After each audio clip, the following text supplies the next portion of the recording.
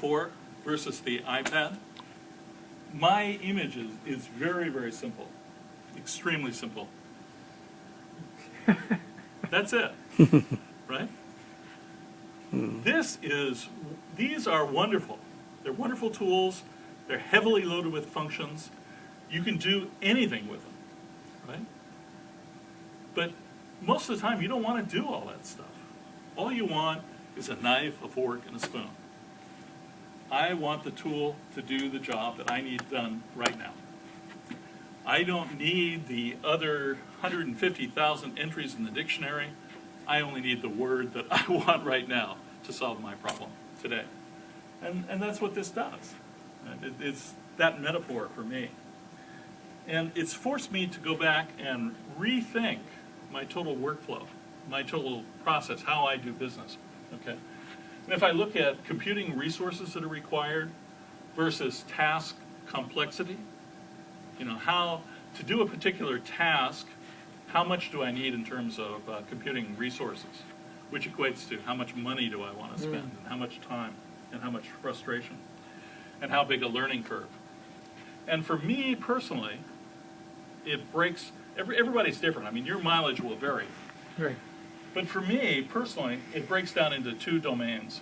One is writing, email, blogging, and photo blogging. Okay. And the other end of the scheme is the photo processing, where I have 300, 600 photos. I've got to do really high quality stuff for magazine production or for client work, for brochures and stuff like that.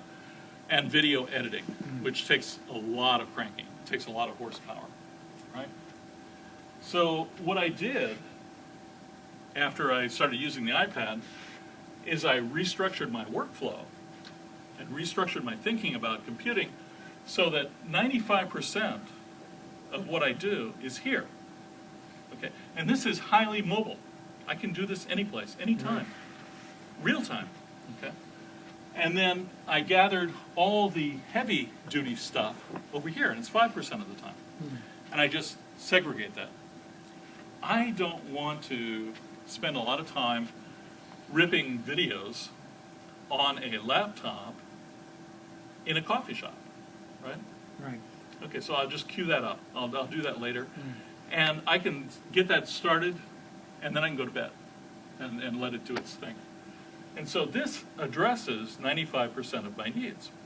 And the same thing is true of the software metaphor. When you look at a new software program, okay, you want to buy a new video editing program or something like that, there's a tremendous learning curve, right? You've got to invest a tremendous amount of time and effort to get up to speed, to learn that program, to learn how to use it well. Well, the iPad, it's like the knife, fork, and spoon, right? I don't have to learn all this stuff.